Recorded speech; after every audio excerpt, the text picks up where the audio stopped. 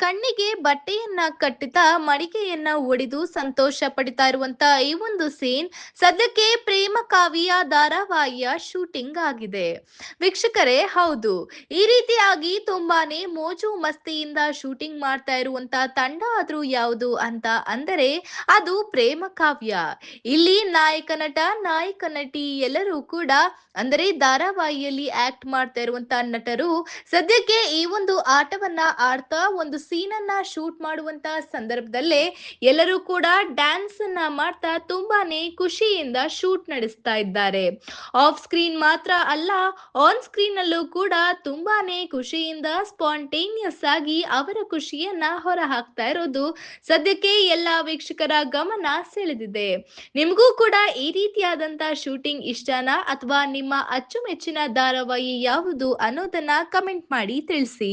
ಮತ್ತು ಇದೇ ರೀತಿಯಾದಂತ ಅಪ್ಡೇಟ್ಸ್ಗಾಗಿ ಸಾರ್ವಭೌಮ ಟಿವಿಯನ್ನ ಫಾಲೋ ಮಾಡಿ ಮತ್ತು ಸಬ್ಸ್ಕ್ರೈಬ್ ಮಾಡಿ. ಧನ್ಯವಾದಗಳು.